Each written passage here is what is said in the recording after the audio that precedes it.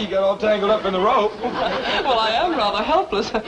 If a man were to try and kiss me now, I couldn't resist. You couldn't? No, I'd be at his mercy. Don't worry about that. Ain't no man gonna kiss you while I'm here. Jethro, you are like a magnificent skyscraper with an uncompleted penthouse. Thank you. Oh, that reminds me, Dr. Twomley is most anxious to see you again. Well, I'm anxious to see him, too. He never did give me my certificate of health for school. Well, Dr. Twomley is not an internist or diagnostician. He works in the field of psychiatry. Well, as soon as he gets done working in that field and gets back to his office, I sure would like to see him. Well, I'm at his office now, but what I want to explain is... I better hustle down there right now. Miss Potts says without I have a doctor's certificate, I can't graduate into the 6th grade.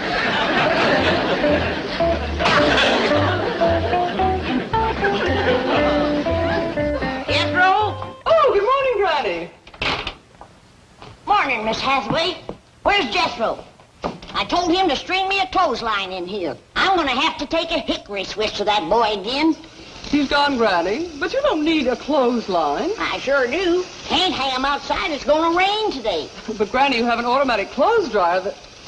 Rain today. That's right. Well, I just read the weather forecast in the morning paper and it says fair. Yeah, it's gonna be a pretty fair rain. Granny, the Government Weather Bureau says no rain today. Is that a fact? Granny? Oh, howdy there, Miss Hathaway. Howdy. Granny, your soap's hardening up real good. I best go out and start cutting it into cakes. It's gonna rain today. Mr. Clampett, perhaps you can ease Granny's mind about this rain. Oh, that don't vex Granny. Now, she likes rain. Besides, it don't rain enough out here. It's not going to rain today. Who says it ain't? Well, the U.S. Weather Bureau. Who's he? If I had to narrow it down to one he, I guess I would have to say chief meteorologist. Well, yeah, them Indians is pretty good at reading rain signs, but I'll go along with Granny. The United States Weather Bureau does not depend upon rain signs. It is a vast complex of highly skilled meteorologists working with the latest scientific equipment. They send balloons tens of thousands of feet into the air to measure wind velocity, barometric pressure, moisture content, and temperature. Their radar network scans the weather all over the continent. Their weather satellites are out in space circling the globe. Now, what does Granny have to compare with this in making a weather forecast? Twinges. And little stabbing pains in her bones. I know what twinges are, but they can hardly be considered dependable weather prophets. Oh, I reckon they as good as balloons. Granny's got other ways of telling when rain's on the way. She studies ants and spiders and listens to the way the owl hoots and other things.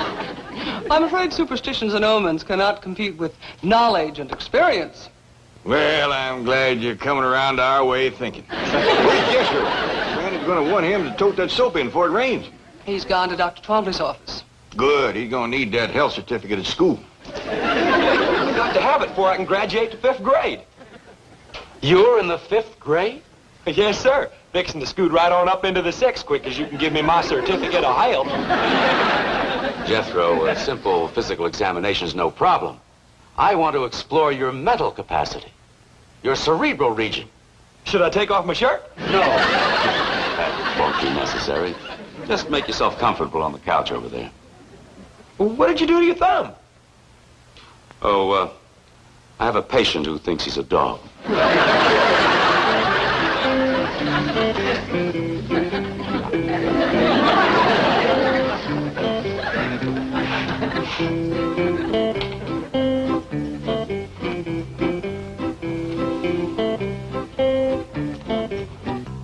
I hope this examination won't take too long. I got to get to school before it rains. Oh, you don't have to worry about that, Jethro. It isn't going to rain. Oh, yes, it is. Granny says so. When Granny says something's going to happen, it happens. Sounds like she has remarkable powers. Strongest little woman you ever did see. I meant clairvoyant powers. Would you say she's a medium? No, sir. I'd say she's a small. She's strong as a medium, and if she ever took a switch to you, you'd know it. Has she ever taken a switch to you? Oh, she sure has. Woo. And you stood for it? Last time stood for pretty near 2 days. Sounds like your grandmother is rather savage. Sometimes she's as ornery as a mud wasp in a dry gourd. Violent temper. I'll say. You're afraid of her. Oh, yes, sir. She's vicious, Well, that's a fact. mean, Darn tootin'. cruel. Oh, yes, sir. You hate her. Granny? Why, she's the sweetest little woman that ever lived. But you said she whips you. Well, she sure does. How often? Just as often as I need it. Jethro, you're quite a remarkable boy. Oh, is the examination over? No, just right. Now, you say you don't hate your grandmother. But how do you feel about your Uncle Jed? Is he a strict disciplinarian? Uncle Jed says that's nobody's business. What? He says it don't matter what church you go to, just so long as you go. My question wasn't about religion. Well, if you ever get one, you just ask Uncle Jed, because he can quote the good book from cover to cover. That's wonderful. So you like your Uncle Jed? Oh, yes, sir. Well, back home, I used to brag that Uncle Jed could outshoot, outlift, outhunt, outfight, and outfigure any man in them there hills. I see. Back home, you were proud of him, hmm? Oh, yes, sir. But now that you're in Beverly Hills, surrounded by well-educated, well-dressed, sophisticated, important, and successful men, you still brag about him? No, sir, I don't. Uh-huh. Why not? Uncle Jed says it's sinful to shame these puny little city fellers.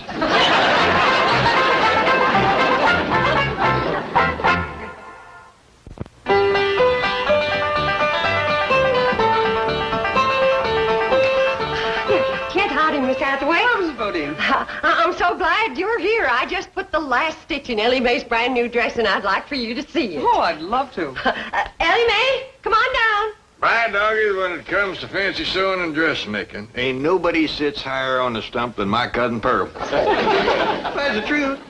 No, but it embarrasses me.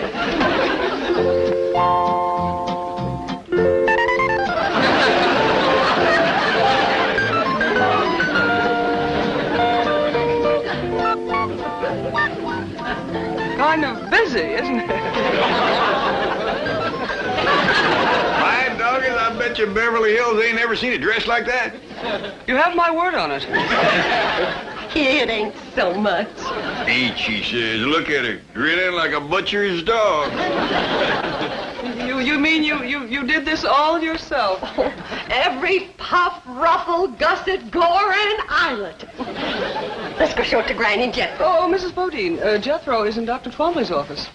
Oh, Miss Hathaway, how well do you know that there, Dr. Twombly? Well, I'm not a patient of his, but he has a very big reputation. I think I know how he got it. What do you mean?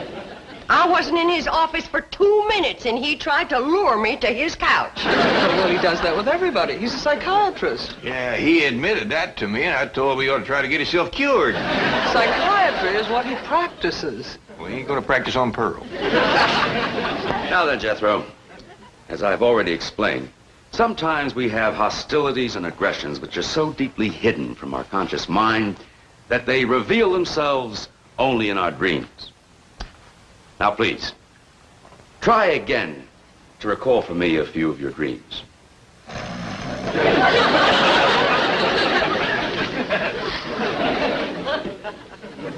Jethro.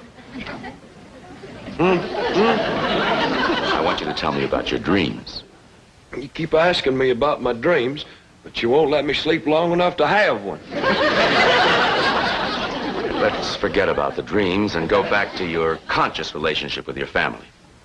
Now, we've established that you love your mother, adore your grandmother, and worship your Uncle Jed. How do you feel about your cousin Ellie Mae? Dr. Twombly, that is times when I'd like to whoop the tar out of that girl. Uh-huh. And just when is that? When she whoops the tar out of me. What do you mean? Well, she's all the time wrestling me down, getting a toe hold or an arm lock on me. I'm that smart. You mean to tell me that that beautiful and fragile-looking girl can engage you in combat and emerge victorious? No, sir. But she can whoop the tar out of me wrestling. And that makes you angry?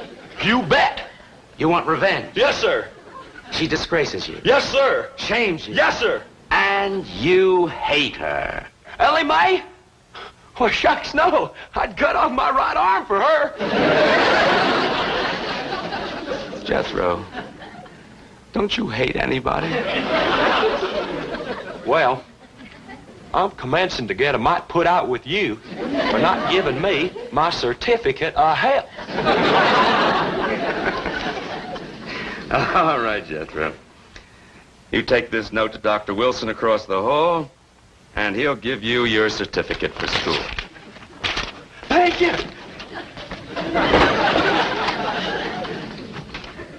Oh, howdy, Mr. Drysdale. Well, Jethro, hello. You going in to see Dr. Twombly? Briefly, yes. Do you hate your mother? No. Well, don't tell the doctor. Seems to disappoint him something awful. Come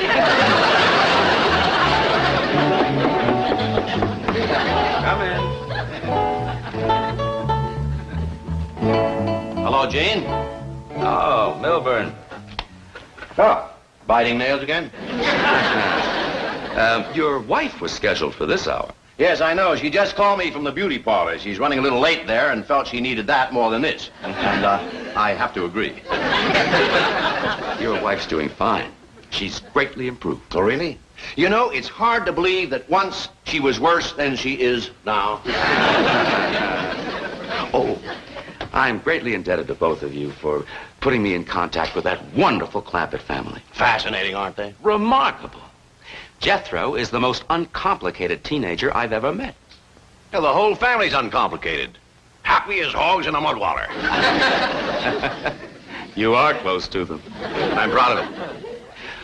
You're just the man to get me back in their good graces. Oh, what happened? Jethro's mother misunderstood my invitation to the couch. I'm persona non grata. Well, you just come with me. I can fix that. Wonderful. I'm especially anxious to question Granny. That little woman is a walking encyclopedia of mountain medicine, superstition, and phenomena. She absolutely fascinates me. By dingies, Ellie Mae, you're prettier than a red-winged blackbird sitting on a yeller pumpkin. Thank you, Granny. But it's Aunt Pearl's dress that does it. Is this all handwork lace, Pearl? Oh, every stitch of lace, braid, ribbon, and bow. I put a lot into that dress. Ellie Mae puts considerable into it herself. Ellie Mae, Miss Jean here's got a right dandy idea. She wants to take you out shopping for some other dresses. What? Now, don't get your hackles up, Pearl. I reckon she wants to save this one for Bess. Exactly. A dress like this should not be worn too often. It would be a chore to wash and iron it. That's the truth. Well, now, run along, girls, but be back before 3. Well, do we have to, Paul? Well, you don't want to get caught out in the rain in that dress. That's when you said it was going to come down, wasn't it, Granny? It's going to start to shower at 3 o'clock. Granny, it isn't... Never mind. Come along, Ellie Mae. Granny, maybe I ought to ride into town with them and stop off at Dr. Twombly's office. See what's happened with Jethro. Pearl, don't throw yourself at that Gomer doctor. Oh, he ain't no goomer doctor. Well, he ain't a regular doctor. I asked him. I says, how do you cure warts?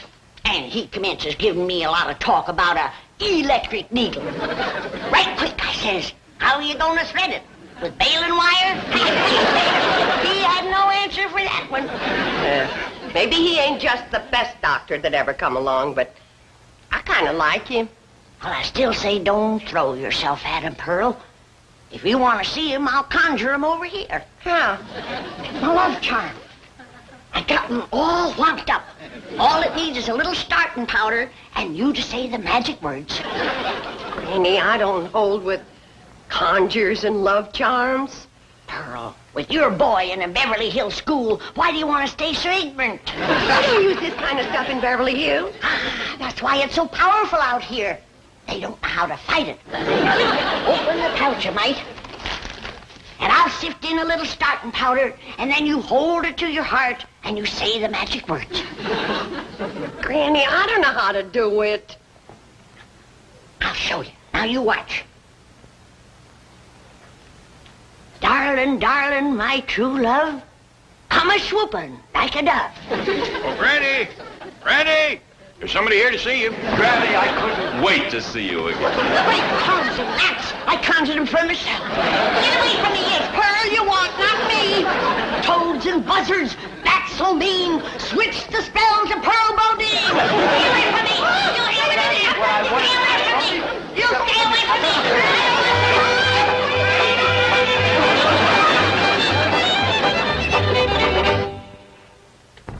But, Mr. Clampett, you don't understand. I Just calm down, Dr. Palmy. Over here and sit on the sofa while you get a grip on yourself. Well, I'll be getting back to the bank, Gene. I see you're in good hands. No, Milburn, wait. What's going on? Explain it to me. He explained the behavior of these uncomplicated people to Beverly Hills' leading psychiatrist. No, Milburn, wait. Sorry. I want to pick up my wife at the beauty shop before the rain. Rain? What rain? The forecast says clear. You'll learn. So long, scientist. Mr. Clampett, I am perfectly all right. All I want to do is see Granny. I know that, but you gotta control the urge so she can break the spell. What spell? The one she throwed on you by accident. I'd like to talk to her about it. You would, but just simmer down a little first. I told you that love charm would work twice as powerful on these Beverly Hills men. I can't believe it. I just can't believe it. I tried to switch it over to you, but it had too strong a hold on him. I'll have to break the spell now with my letting go powder, and then start all over for you. Now, understand me, I don't blame you for the way you feel. Ain't no finer women growed in the whole world than in the hills back home. Now, you take my cousin Pearl.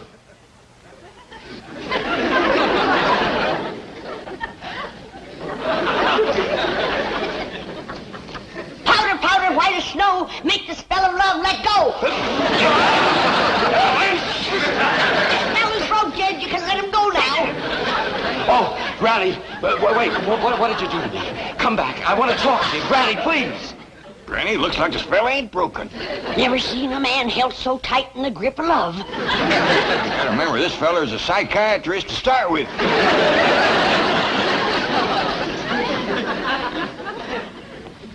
Now stay right where you are, Doctor. I'll bring Granny in to see you just like I promised, and Pearl, too. Jed, how do I look? Fetching as a fat hog on market day. Let's go see how Granny's doing. Granny.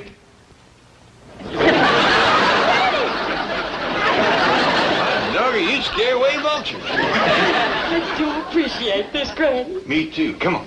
I'm glad to get rid of the rascal. Why, they must be 30, 40 years difference in our ages. At least. I'm not about to get mixed up in one of them May and December courtships. Here they are. Bonjour, Monsieur Doctor.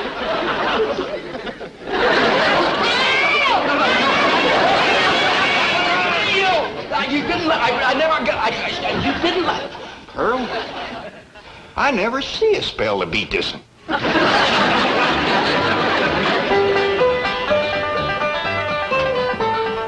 got him settled down. I think I found his weak spot, Pearl. What's that? He's mighty fond of music. Come on in, yodel for him.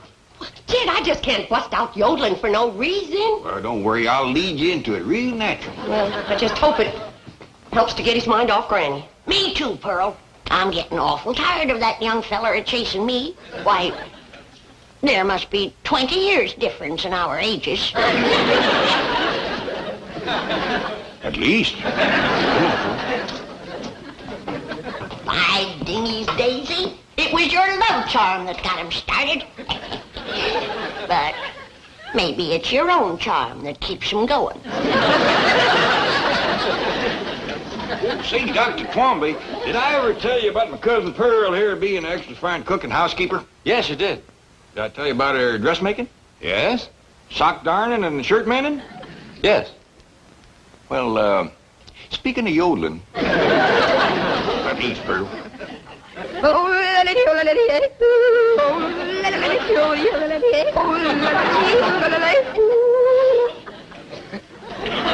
hear anything like that, Doctor? Never. You got any requests? Yes, I'd like to see Granny.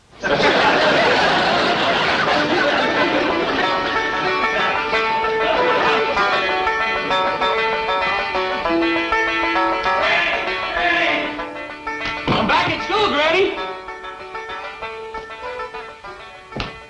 Hoo-wee! Ain't you spruced up?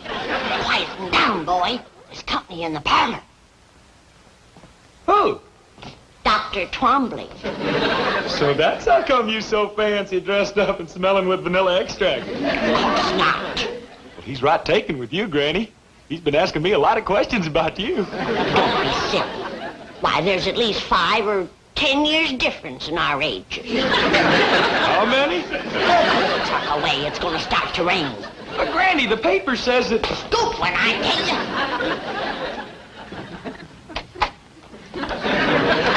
I hear Jeff... Oh, here you are, Granny. Thank goodness. At last, maybe we can be alone together for a little while. I've got so much to talk to you about. Before we begin, I want to remind you that I ain't no spring chicken. I couldn't care less. I'm glad you're the age you are. Well, you ain't exactly just hatched out of the egg yourself. So much the better. Gives us more in common. Well, as long as you got your eyes wide open, let's go into the parlor. No, wait. I've got a better idea. We'll only be interrupted in there. My car's out front. We'll go for a drive. We can talk much better that way. Is that your car out front with no top on it? Yes, I always take the top off this time of the year. Well, we can't go driving because it's going to start to rain. No, it isn't. No, I say it is. But I heard the news on the way over. The weather forecast is for clear skies. What time is it? A little before 3. It's going to start to shower any minute. No, it isn't. No, I say it is. What makes you think so? I've been reading the signs. What signs? The way the ants is banking the dirt up in front of their holes. And the owl is hooting close to the house during the day. Fascinating. Come on. You can tell me all about it while we drive around. I told you I ain't going driving in the rain. But, Granny, it isn't going to rain. You are the muleyest goomer of a doctor I ever did see. Come on. Come on, Granny, help me coming. I knew this would happen if we stayed here. Leave him be, Jed. We's old enough to know what we's doing. Besides, he's got to get his car under cover before the rain hits. It isn't going to rain. Now, look, let me show you. Look. Did you ever see such a clear blue sky, such a... What's that black thing? That's rain clouds. My doggies, Granny, you hit it right on the nose. Oh, my God!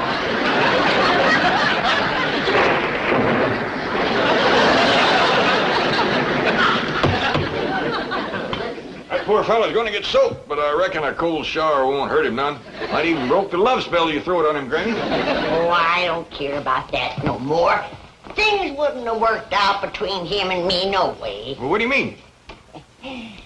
He's too old and set in his ways.